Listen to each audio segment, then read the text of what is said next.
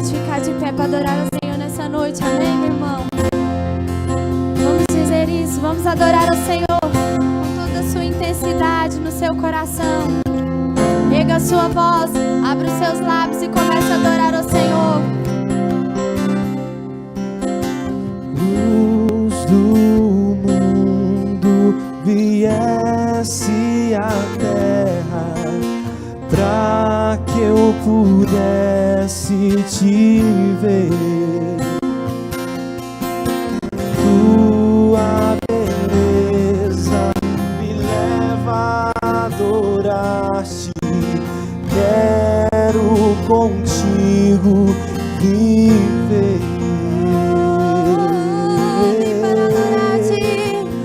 Vim para adorar-te, vim para prostrar-me, vim para dizer que és meu Deus, és totalmente amável, totalmente digno, tão maravilhoso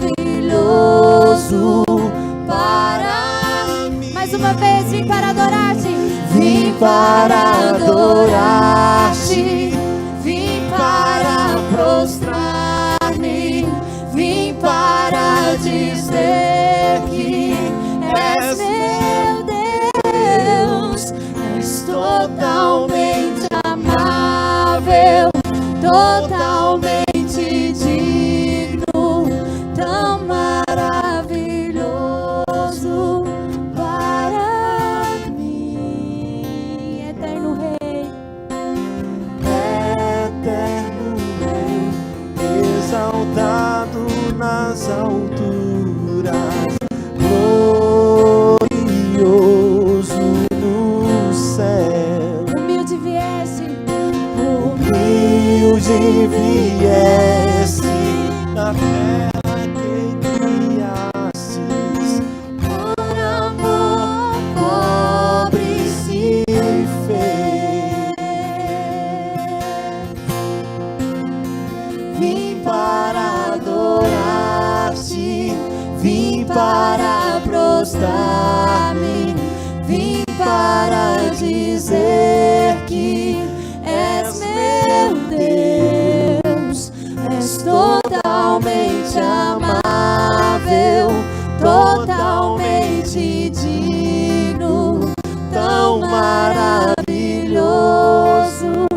para a última vez eu vim para adorar-te, vim para adorar-te, vim para prostrar-me, vim para dizer que és meu.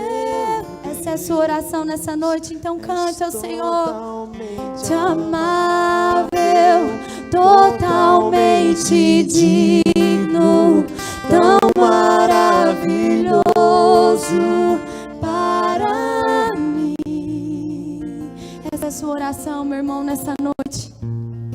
Eu quero te chamar mais uma vez para nós cantarmos mais uma vez esse refrão. Essa é a nossa oração nessa noite, amém? Nós usamos essa canção como uma oração. Nessa noite, nós já começamos a adorar ao Senhor desde que nós entramos ali. Nós continuamos adorando ao Senhor nessa noite, exaltando o nome dEle, adorando o nome dEle nessa noite. Eu quero te chamar para adorar o nome do Senhor. Abra a sua boca, se você puder fazer essa oração com toda a sua intensidade. Vim para Vim para dizer que és meu Deus, és totalmente amável, totalmente digno, tão maravilhoso. Aleluia. Para mim. Aleluia, mais uma vez. Vim para prostrar-te, vim para prostrar-me, vim para dizer que és meu Deus, és totalmente amável, totalmente digno,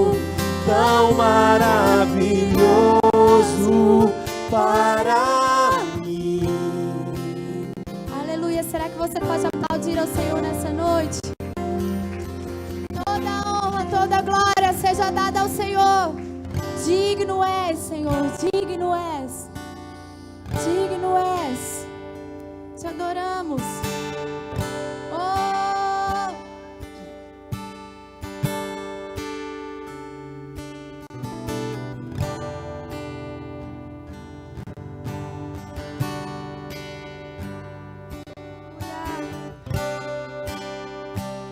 Perto nós queremos estar de Ti, Senhor.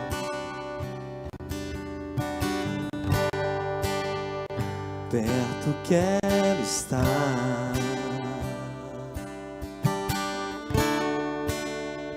junto aos Teus pés,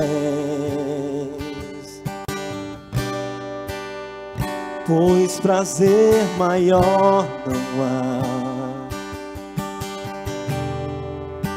que me render e Te adorar. Tudo que há em mim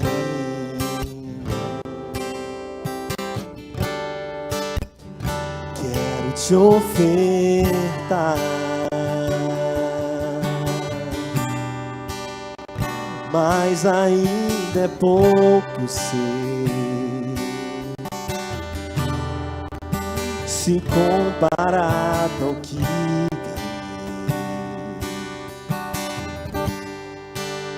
eu sou apenas servo, Teu amigo me tornei.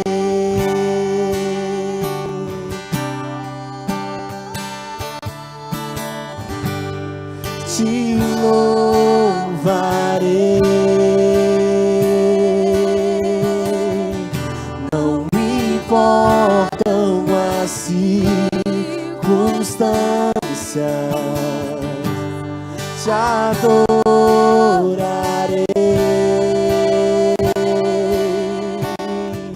somente a Ti, Jesus, eu louvarei, Te louvarei,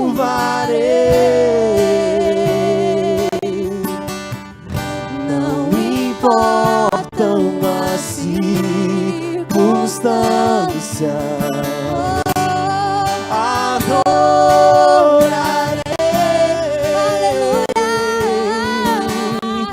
somente a Ti, Jesus. Mais uma vez, perto quero estar. Perto quero estar. Declare isso.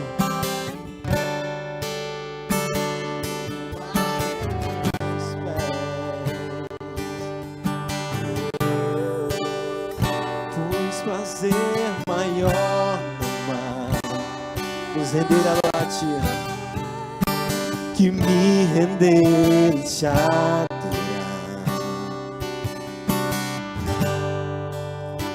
Tudo que há em mim eu quero Te ofertar, quero Te ofertar,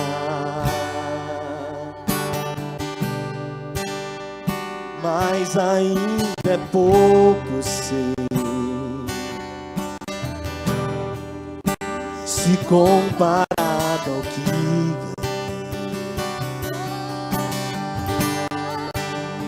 eu sou apenas servo, Teu amigo me tornei.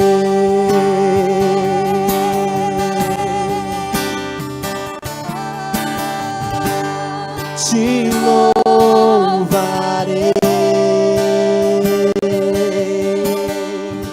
não me importam as circunstâncias, adorarei,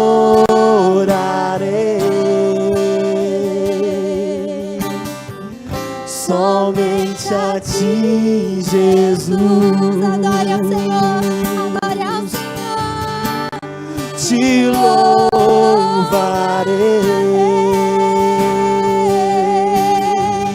não importam as circunstâncias,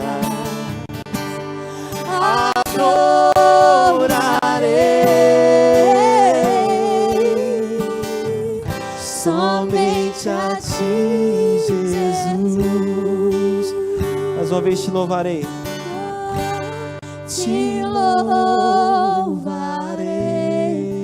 Oh, aleluia. Não importam as circunstâncias, te adorarei.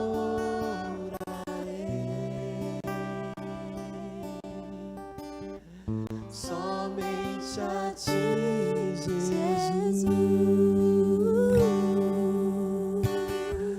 Somente Tudo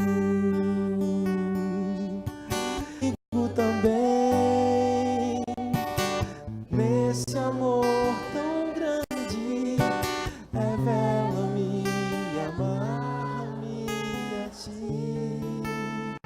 Tu és tremendo. Mais uma vez vamos declarar isso. Tu és soberano, Senhor. Tu és soberano sobre a terra, sobre o céu. Tu és Senhor absoluto. Tudo que existe e acontece, tu sabes muito bem. Tu és tremendo. E apesar de a ti, tu és tremendo.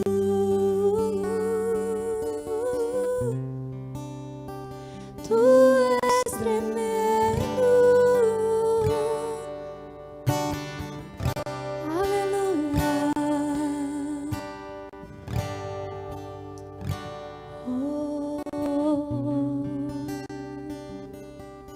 Amados, eu queria, antes de introduzir o pregador da noite, que não sou eu queria apenas deixar uma mensagem com os irmãos, e que está lá em João, no capítulo 14, no versículo 6, Jesus está conversando com os discípulos, e eu não sei se é o retorno aqui, na frente aqui, mas acho que precisa regular o som aqui.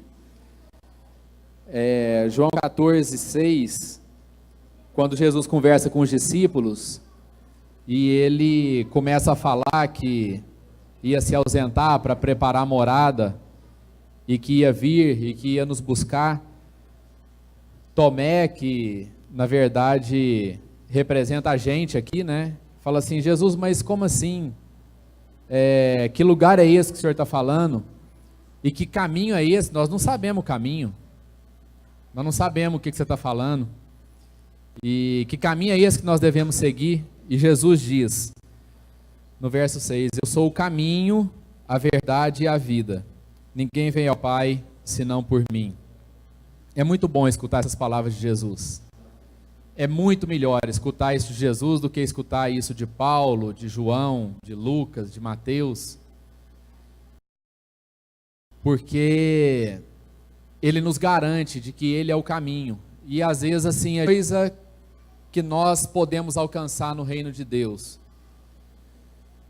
E isso fala de uma consciência ainda que se desculpa muito na humanidade, na nossa humanidade. Então, Cristo fica lá no final, ou para melhor entender, Cristo fica lá em cima, no último degrau, e eu tenho que ir pelejando degrau por degrau para conseguir encontrar Jesus no final.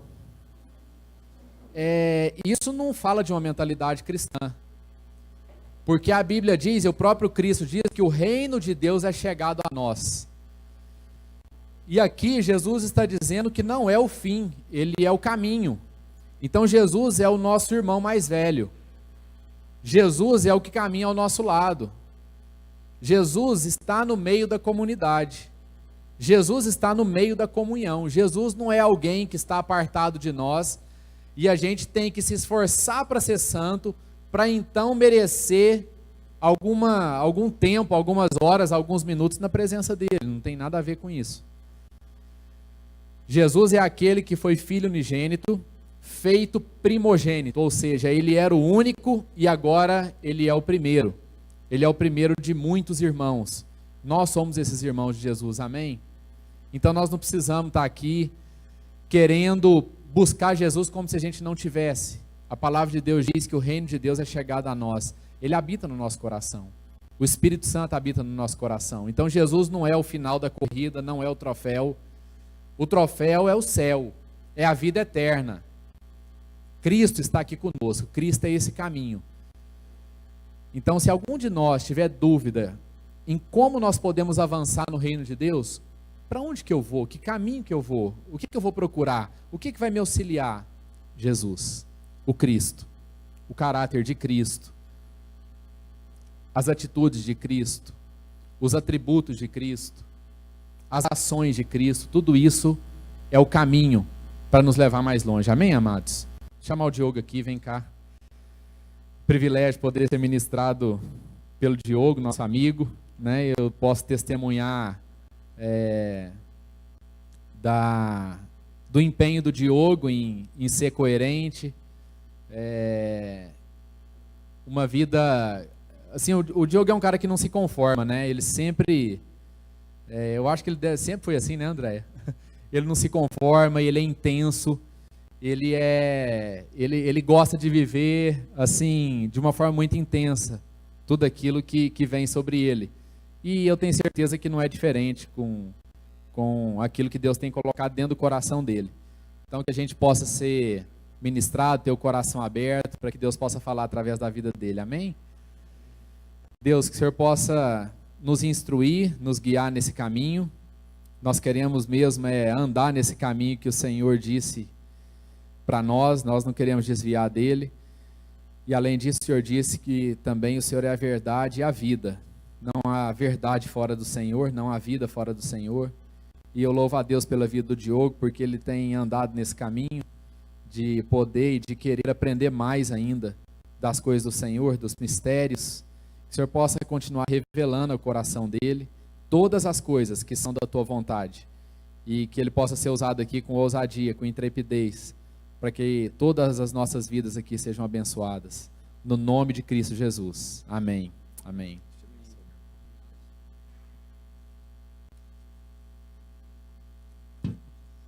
Boa noite, família. Boa noite. Muito bom e muito desafiador estar aqui, nesse púlpito aqui, dessa igreja que é a minha casa, na presença dos meus irmãos, das pessoas, sabe, que eu tento entregar minha vida para cumprir um propósito em Cristo.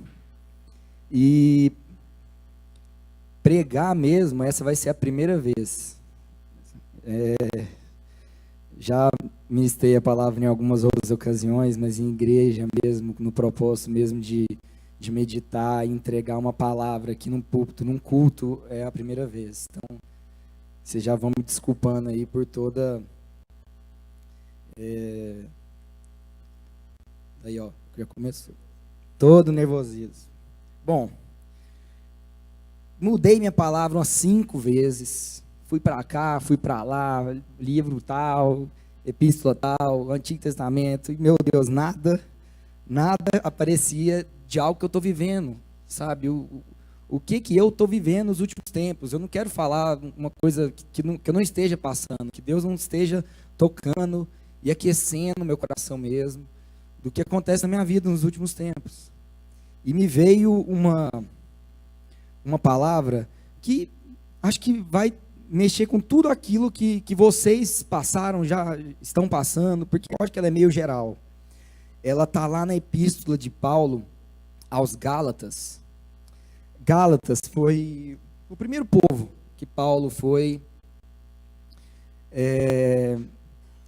edificar, que Paulo foi levar a palavra para edificar igrejas. E Gálatas não era um povo judeu, ele era um povo que não obtinha a salvação. O único povo salvo eram os judeus. Então, o povo de Gálatas foi uma igreja que foi muito alegre, ela ficou muito feliz em receber o evangelho de Jesus, sabe, de saber que agora elas poderiam ser salvas, que elas tinham um caminho que levava à vida. Então, elas estavam em euforia, sabe, estavam muito felizes. Só que passou pouco tempo que Paulo havia saído da região dos Gálatas, da Galácia, ele recebeu uma notícia de que eles estavam sendo influenciados por um povo chamado os judaizantes. Judaizantes eram os judeus que haviam conhecido a palavra de Cristo e incorporaram essa palavra de Cristo na sua vida. Então, mas eles eram um povo que não havia largado a lei, não havia largado o legalismo judeu.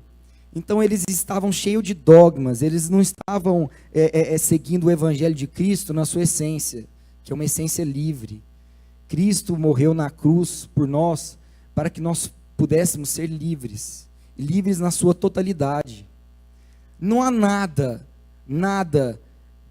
da nossa forma humana, do nosso próprio merecimento, não existe nada, não existe nenhum cumprimento de lei que nos faça ser justificados por Deus, somente em favor do Cordeiro, do Verbo que se fez carne, do Deus que se materializou na sua forma humana para nos ensinar o caminho e morreu por nós, para que nós tivéssemos a vida eterna, para que nós fôssemos salvos simplesmente pela fé, uma fé verdadeira, uma fé que crê que Jesus Cristo é o nosso Senhor, que Deus é o nosso Pai, que crê que hoje, pela morte do nosso Senhor Jesus Cristo, um Espírito Santo de Deus habita em nós.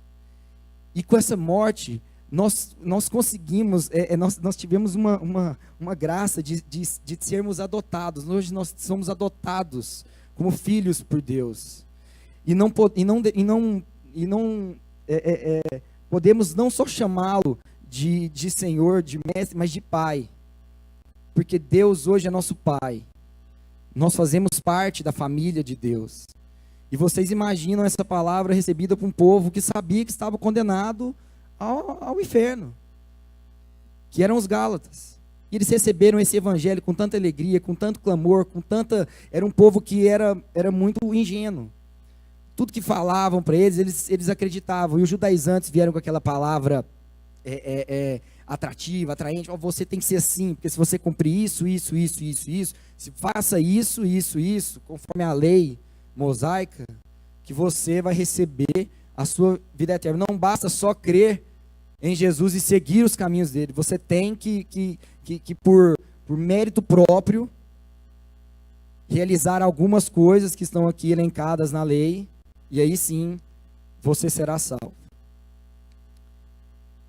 E Paulo ficou abismado com aquilo, e escreveu uma carta muito eloquente, sabe, agindo com amor para aquele povo. Ele agiu com muito pulso, ele foi muito reto, muito direto naquilo que ele queria falar. E particularmente, eu vou falar hoje sobre o capítulo 5. Se vocês puderem abrir lá, a gente vai ler ele bem hoje. O capítulo 5, ele se divide em 3 partes. A primeira parte, ela vai do versículo 1 até o versículo 12, onde Paulo fala sobre a justificação pela fé, e não justificação pela fé e por obras. E aí eu vou falar um pouco disso.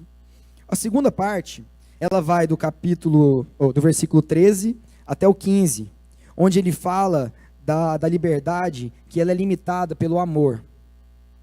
E a terceira parte, que é do versículo 16 até o 26, onde ele vai falar sobre as obras da carne e o fruto do Espírito.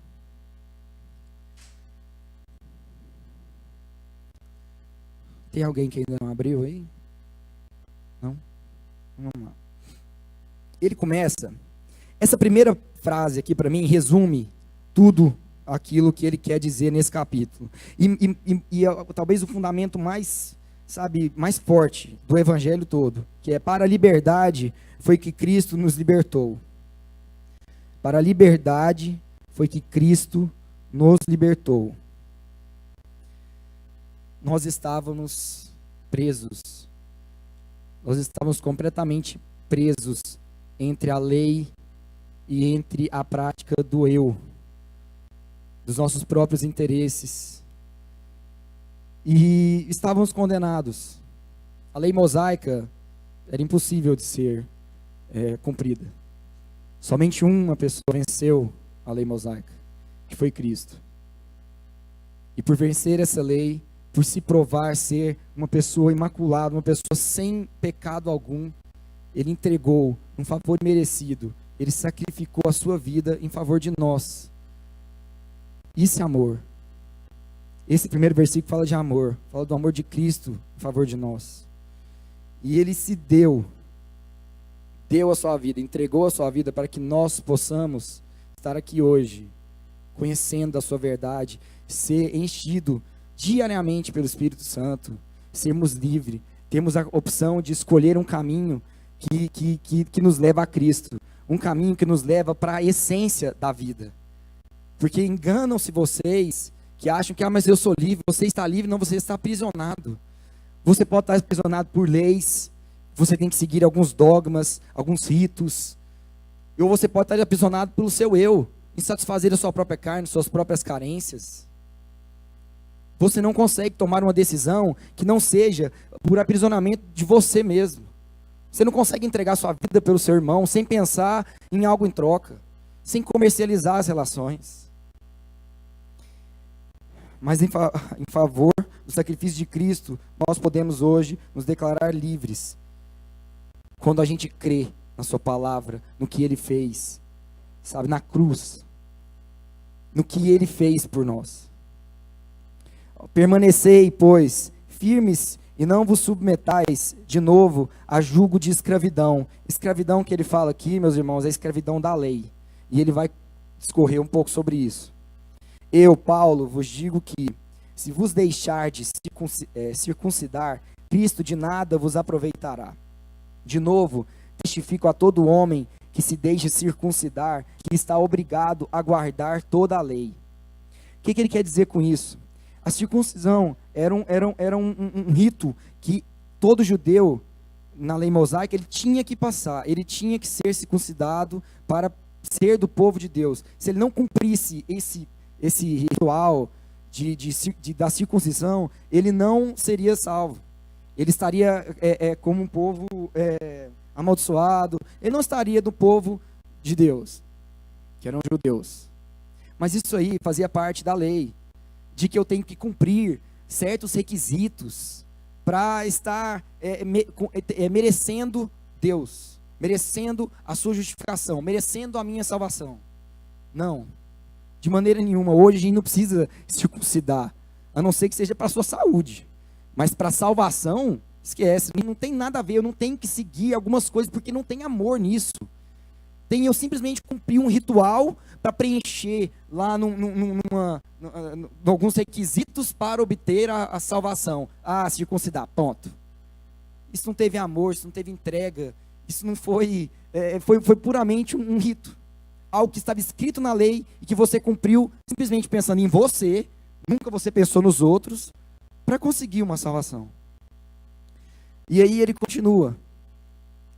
De Cristo vos desligastes, vós que procurais justificar-vos na lei, da graça decaístes. O que ele quer dizer aqui com da graça decaístes?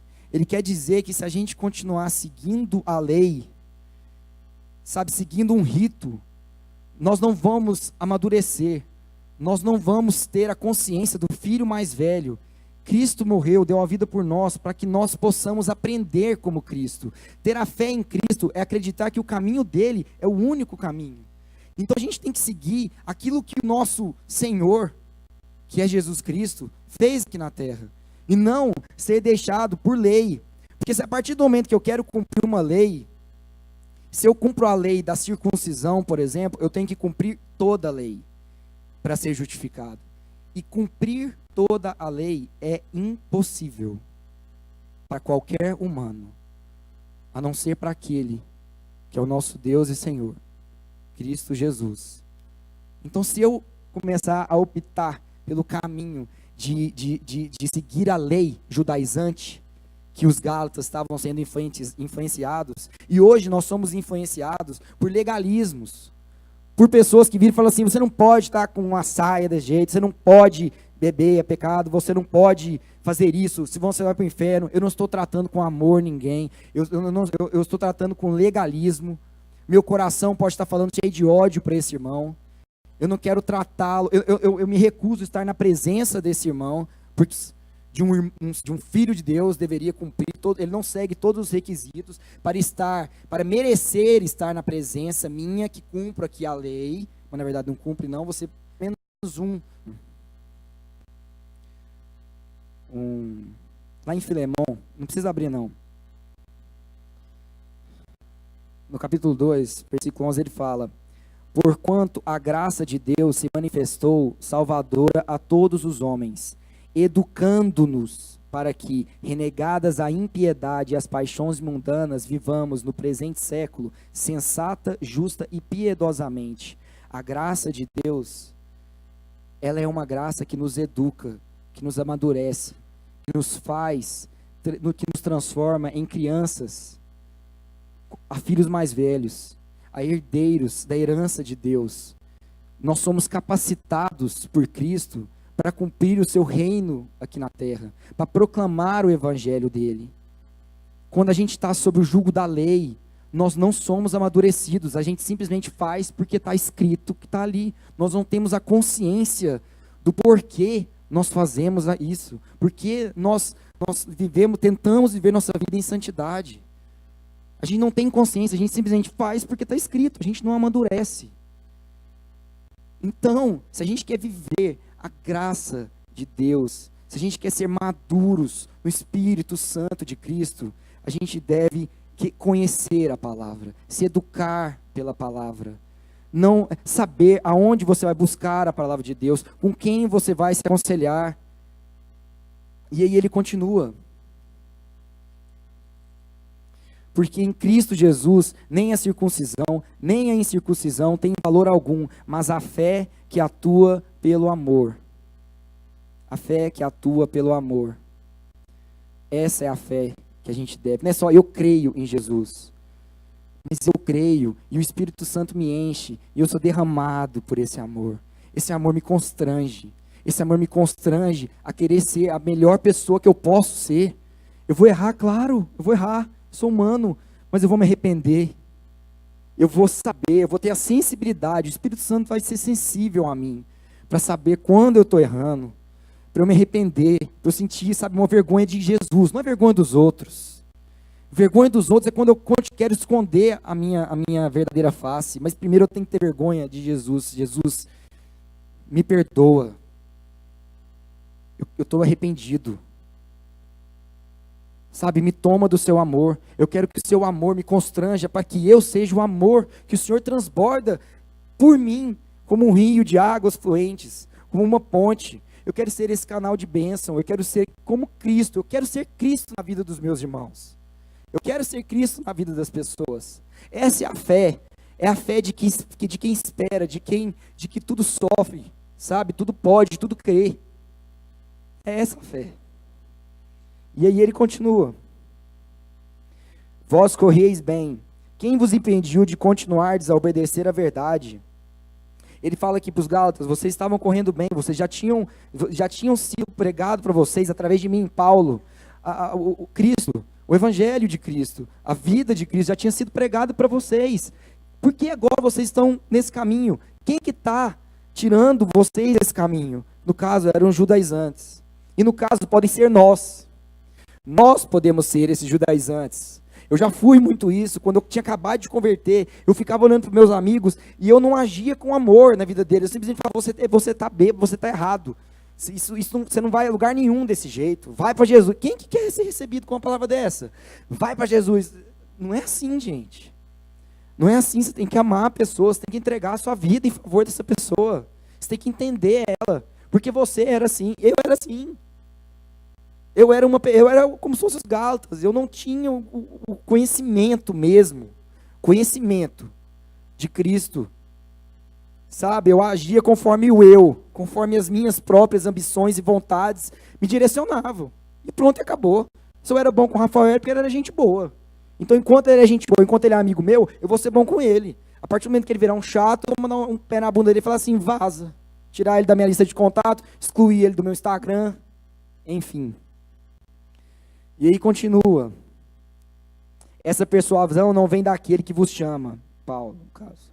Um pouco de fermento leveda toda a massa. O que é isso? Fermento na Bíblia, ele quer dizer impureza, ele quer dizer pecado. Então, um pouquinho a mais de fermento, um pouquinho a mais de falsa doutrina na palavra de Deus, acaba com tudo, as conclusões são devastadoras, sabe? E demoram muito para você varrer isso de uma pessoa. Então procure, sabe? Preste atenção nos lugares onde você procura a palavra de Deus. Não é simplesmente achar que Deus é aquela pessoa que você está no seu quarto e aí é aquele cara que você fala com você e tudo. E, eu conheço Deus, sei quem que é Deus é bom para mim, sabe? Não é isso. Você tem que entender conhecimento, você tem que entender, conhecer a Cristo. Estudar a palavra dele, ter comunhão com os irmãos de fé, para que você possa trazer e ser essa palavra viva para os seus irmãos, para os seus amigos, as pessoas que não conhecem ainda, que não estão no caminho de Deus. E ele continua: confio de vós no Senhor, que não alimentareis nenhum outro sentimento, mas aquele que vos perturba, seja quem ele for, sofrerá condenação. Eu, porém, irmãos, se ainda prego a circuncisão, porque continuo sendo perseguido, logo está desfeito o escândalo da cruz. Que às vezes eles poderiam falar, mas Paulo que ele quis dizer isso, sabe? Paulo quis dizer que você não tem que circuncidar, por exemplo. Ele falou, se eu preguei a circuncisão, por que eu estou sofrendo, por que eu continuo sendo perseguido? Ele está falando, não acreditem naquilo que os outros falam, confie na palavra de Deus.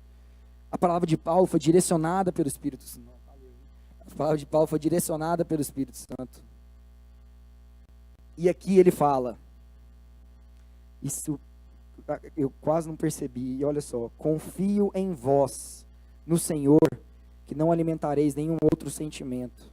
Paulo estava, apesar de tudo que o povo de Gálatas estava vivendo, de tudo, Paulo aqui, ele estava confiando, ele estava tendo fé mesmo, confiando que aquele povo ia voltar para o caminho da verdade, que eles estavam sendo influenciados pelos judaizantes, que Deus haveria de castigá-los, de levá-los para o centro da vida, eles iriam receber aquilo que estaria sido merecido. Por amor também, Deus trata a gente para que a gente volte sempre ao nosso caminho, para que a gente busque sempre trilhar o caminho que leva a Cristo.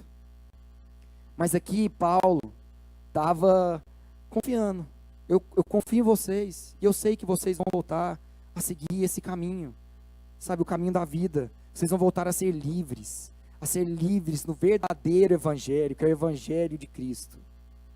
E eu imagino Deus, sabe, Deus conhecendo o nosso coração, conhecendo, sabe, o nosso egoísmo, a nossa vaidade, conhecendo o nosso coração podre, Ele confia. Sabe, Ele confia todos os dias que a gente vai conhecer e andar, sabe, no caminho de Cristo. Que a gente vai se entregar por amor, que a gente vai viver nossa vida em alegria, livres, sabe, escolhendo sempre o caminho daquele que leva para o reino dos céus. É isso. E aqui ele ainda fala, né, da circuncisão, tomara até se mutilassem os que vos incitam à rebeldia. Numa outra tradução da NVI, fala que não é nem mutilassem, fala que se castrassem. Então Paulo até faz uma ironia aqui com a circuncisão. Então por que você não se castra logo? Segunda parte, ele vai começar a falar da liberdade. O que é a liberdade? Mas tá, beleza, eu sou livre de quê? Por que eu sou livre? Você está falando de liberdade aqui? A liberdade obtida por Cristo, nós somos libertos de 7 senhores que nos aprisionavam. A culpa do pecado, a maldição da lei, do reino das trevas, do presente mundo mal, do poder de Satanás, do poder do pecado e da ira de Deus. E agora, ele cita até João aqui, conhecereis a verdade, e a verdade vos libertará. A verdade, quem é a verdade? É o Verbo que se fez carne, é Cristo. Então, a partir do momento que a gente conhece Cristo, Cristo nos liberta. Mas essa liberdade, ela tem que ser, não é libertinagem, não é licenciosidade, é liberdade. Liberdade requer responsabilidade. Licenciosidade é ter uma licença para fazer aquilo que não é certo. Libertinagem é fazer aquilo com desvios de usurpar do corpo de outra pessoa, da vida de outra pessoa. Mas a liberdade, ela tem que ser limitada pelo amor. E aí ele continua: porque vós, irmãos, fostes chamados à liberdade, porém não useis da liberdade para dar ocasião à carne. Sede antes servos uns dos outros, pelo amor. Aqui ele fala: porque vós, irmãos, fostes chamados. Isso é um chamado de Cristo para nós. Eu tenho que entender que eu tenho que estar presente na vida lá de fora, para eu conseguir operar a graça e a misericórdia de Deus através do testemunho da minha vida. Eu tenho que conseguir ser a melhor pessoa que eu posso ser para as pessoas que não conhecem o Evangelho. Eu apareci aqui por alguém que me mostrou que era esse o caminho. Então eu tenho que ser essa ponte para outras pessoas também. E às vezes vai ser chato? Vai ser. Muito chato. É muito chato às vezes você sentar numa roda e ver o povo falando só de prostituição, de dinheiro, de não sei o quê, e olha essa mulher bonita. Cara, eu não me sinto confortável, eu não gosto. Mas às vezes eu tenho que estar lá para justamente não fazer o amém dessa palavra, ser a única pessoa que não vai rir, que não vai achar graça, que não vai ver beleza nisso, que não vai ver vida nisso, para eles terem a oportunidade de perguntar para mim, para eles terem a oportunidade de conhecer o meu coração alegre. Crente, cristão, tem que ser alegre, não tem que ser carrancudo não. Jesus era um cara alegre, as pessoas queriam estar perto de Jesus, elas procuravam, elas sentiam paz quando estavam do lado dele. A gente está amando o nosso próximo ao ponto dele sentir paz de estar do nosso lado? Sabe, ele se constrange com o nosso amor, ele está se constrangendo com aquilo que a gente tem para oferecer, mesmo que ele não tenha nada para oferecer? Será? É uma coisa que a gente tem que sempre repensar. Quem nós estamos, que cristão que a gente está sendo? A gente está sendo cristão de igreja? Ou a gente está sendo cristão para cumprir um propósito de Cristo? Para ser proclamadores do seu reino? Proclamador de reino dentro da igreja, o reino não cresce não. A gente tem que sair da nossa casinha. Eu não estou falando para vocês ir na Vila Mix, ficar lá 4 horas da manhã abraçando os irmãos. Gente, não é isso. Não é isso. Esses irmãos tomam um café à tarde também. Entendeu? Eles jantam na sua casa, é só você convidar. Tá bom? E aí ele vai e continua. Se vós, porém, vos mordeis e devorais uns aos outros, vede que não sejais mutuamente destruídos. Isso aqui ele está falando, ele está nos convocando para nos edificarmos, para a gente edificar uns aos outros, para a gente tratar uns aos outros, resolver as nossas diferenças com aqueles que estão do nosso lado, para que a gente não pegue em rusga, para que a gente não passe a odiar o nosso irmão, a ter raiva dele, a ter inveja dele. Mas não, é um edificando o outro, é um ombreando o outro, sabe, um amando, entregando a vida pelo outro, suportando-os em amor. Sabe, ser irmão é aquele que vai e fala: meu irmão, você está fazendo isso errado, vem aqui, cara, deixa eu te ajudar. Você está passando por alguma coisa? O que está acontecendo na sua vida? Deixa eu orar pela sua vida, eu posso te ajudar em alguma coisa? Ou você não está sozinho não, meu irmão. Essa dificuldade aí é minha também, sabe, é nossa. Vamos superar ela junto, vamos passar por isso junto. A gente é uma família, nós estamos aqui, é para superar. Eu quero ser um irmão para você, não é só para rir. E para nada, eu quero ser um irmão é na dificuldade. Eu me disponho da minha vida em favor de você, porque é isso que Cristo faria em nós. E aí ele continua, ele fala das obras da carne e do fruto do Espírito, é a última parte. Digo, porém, andai no Espírito e jamais satisfareis a concupiscência da carne. Porque a carne milita contra o Espírito, e o Espírito contra a carne, porque são opostos entre si, para que não façais o que, porventura, seja do vosso querer. A nova vida, uma vida com Cristo, ela é totalmente antagônica, ela é totalmente oposta à antiga vida, à vida abraâmica, a adâmica, aliás, a vida do homem da queda. Por quê? Porque a nossa vida antiga, a vida da carne, ela sempre nos remete aos nossos próprios interesses, sabe? É a ideologia do eu. Pense em você, antes de tudo. Num relacionamento, pense em você. No comércio, pense em você. Na igreja, pense em você. Sabe? É as nossas próprias vontades, os nossos próprios interesses. É o egoísmo da nossa carne. Ele vai sempre militar contra a cruz de Cristo. A cruz de Cristo é o sacrifício da nossa vida em favor de outra pessoa. Então, sempre que eu quero, sempre quando eu... quem sofre isso, gente? Quem sofre isso são só os cristãos. Essa batalha incessante são só os cristãos, só os cristãos que querem andar, que estão trilhando um caminho pela fé. Os cristãos que estão umas falsas doutrinas aí, que estão mais frios, eles não vão ter essa batalha, essa guerra com o espírito da carne, porque a carne já vai sobrepor. E as pessoas que não querem Cristo, aí sim, aí que a carne está sobrepondo o coração delas. Então não tem uma batalha. Mas essa guerra espiritual que nós, a partir do momento que a gente começa a entregar a nossa vida, que a gente fica mais sensível ao que é a carne e o que é o espírito, é uma coisa, é um domínio próprio que a gente tem sempre que ter, sabe? A partir do momento que a gente vai esvaziando a nossa carne, esvaziando o nosso corpo, dos nossos próprios interesses, e permitindo, e orando, clamando a Deus, para que Ele comece a nos preencher do seu espírito, sabe? Que Ele assuma a direção da nossa vida, conscientemente, buscando, lendo a palavra, sabe? É tendo um momento de comunhão, de abrir a nossa vida tem que ser um livro aberto. Enquanto tiver algo escondido, o eu vai estar lá. Nós não podemos ter vergonha de mostrar para as pessoas aquilo que a gente realmente é.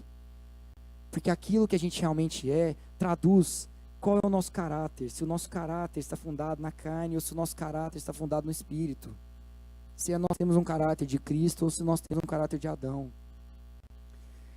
E ele continuou falando, mas se sois guiados pelo Espírito, não estáis sob a lei. Ora, as obras da carne são conhecidas e são prostituição, impureza, lascívia, idolatria, feitiçarias, inimizades, porfias, ciúmes, iras, discórdias, dissensões, facções, invejas, bebedices, que no caso é embriaguez, glutonárias e coisas semelhantes a estas, a respeito das quais eu vos declaro, como já outrora vos preveni, que não herdarão o reino de Deus os que tais coisas praticam. Isso aqui domina o nosso corpo. Isso aqui domina, sabe, a nossa mente, se a gente não tiver Cristo dentro de nós. Aparentemente, a gente pode ser o pessoal mais camarada que existe, mas dentro de nós, os sentimentos que a gente tem, o que vem dominando a nossa mente, quando eu vejo pessoas ao meu redor, pessoas que eu paixão conjugal ou não, a partir daquilo que ela me oferece, a partir dos benefícios que ela me traz, isso é muito difícil, isso é muito duro, muito duro. Sabe, eu oro mesmo, eu creio que Deus vai tocar todos os nossos corações aqui, de todo mundo, todos aqui, para que nós possamos nos encher mais do Espírito Santo, ser tomados pelo amor imensurável, sabe, por essa graça imerecida, esse favor imerecido. Nós não merecemos isso, mas Deus já nos deu. Gente, Deus nos deu.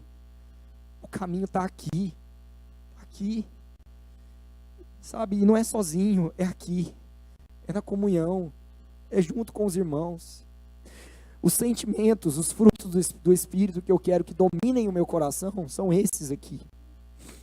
Ele continua, mas o fruto do Espírito é amor, o amor ágape, que entrega tudo em favor de outra pessoa. Alegria, o Evangelho é um Evangelho de alegria. No Novo Testamento existem mais de 60 palavras de alegria. A vida com Cristo é uma vida alegre. É uma vida que tudo suporta, tudo crê, em amor, em alegria, em felicidade. Sabe, nós devemos ser pessoas alegres, porque essa palavra que sabe? Shalom é o céu, shalom é a pureza, é a paz, é a longanimidade, é tudo. Shalom é a plenitude. Quando a gente sauda alguém com shalom, é que a gente quer que tudo de bom, de tudo na vida dela esteja com ela.